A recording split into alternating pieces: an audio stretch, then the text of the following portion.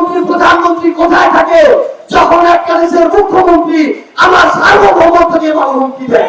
আপনারা আমাদের তরুণ প্রজন্মের জন্য কর্মসংস্থানের ব্যবস্থা করেন। আমরা আমাদের বিএনপি সরকারকে বলতে চাই, আপনারা আমাদের অভ্যুত্থানের সহযোদ্ধা ছিলেন, আপনারা নিপীড়িত নির্যাতিত ছিলেন। এই বাংলাদেশের তরুণ প্রজন্মের যৌক্তিক কোটা সংস্কার আন্দোলনের মধ্য দিয়ে আমাদের এই নতুন বাংলাদেশ, তাদের জন্য আপনাদের কর্মসংস্থানের ব্যবস্থা করতে হবে। যদি কর্মসংস্থানের ব্যবস্থা না করতে পারেন, এখানে আমার এমন অনেক ভাই আছে, অনেক বাবা চাচা আছে যাদের সন্তানেরা অনার্স মাস্টার্স শেষ করেছে, বছরের পর বছর যায়, একটা চাকরির ব্যবস্থা হয় না। যেদিন এই তরুণ প্রজন্ম এই চাকরির অভাবে বিক্ষুব্ধ হবে, ওই দিন এই বাংলাদেশে কর্মসংস্থানের অভাবে বেকারদের দ্বারা আরেকটা অভ্যুত্থান হবে। আমরা আপনাদেরকে আহ্বান করব, আপনারা আমাদের তরুণ প্রজন্মের জন্য কর্মসংস্থানের ব্যবস্থা করেন।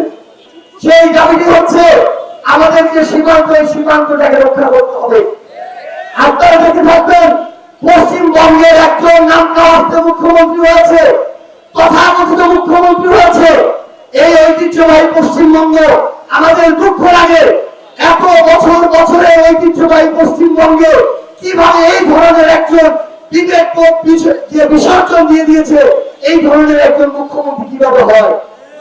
এই মুখ্যমন্ত্রী ঘোষণা দিচ্ছে বাংলাদেশে নাকি 10,000 পুলিশিং করা হয়েছে, তারা নাকি আরো পুলিশিং এর প্রক্রিয়া নিচ্ছে।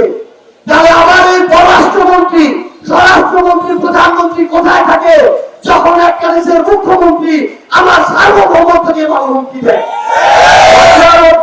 আমরা স্পষ্ট করে একটা কথা বলতে চাই, আমার এই সীমান্ত দিয়ে একজন পুলিশিং আমরা দেখতে চাই না। আমার এই সীমান্তে একটা হত্যা আমরা দেখতে চাই না। আজকে আমরা দেখলাম যে পঞ্চদশে একটা সংশোধনী ছিল, গণভোট এবং অন্তর্বর্তীকালীন সরকার, যেটা আওয়ামী লীগ এসে বাতিল করে দিয়েছিল। আজকে বিএনপি সরকারের সময়ে সেই গণভোট আবারও ফিরে এসেছে। সেই অন্তর্বর্তীকালীন সরকার অর্থাৎ তত্ত্বাবধায়ক সরকার, সেটা আবার ফিরে এসেছে। আমরা বিএনপি সরকারকে এর জন্য ধন্যবাদ জানাতে চাই।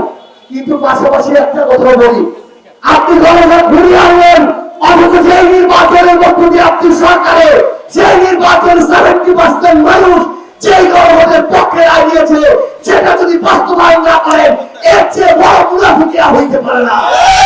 আজকে জনাব মির্জা ফখরুল ইসলাম আলমগীরের আমাদের মন্ত্রণালয়, স্থানীয় সরকার মন্ত্রণালয়, আমরা দেখলাম সরকারের পক্ষ থেকে ঘোষণা দেওয়া হয়েছে যে আগামী অক্টোবর থেকে স্থানীয় নির্বাচন হবে, 1 বছরের মধ্যে সকল স্থানীয় নির্বাচন শেষ হবে।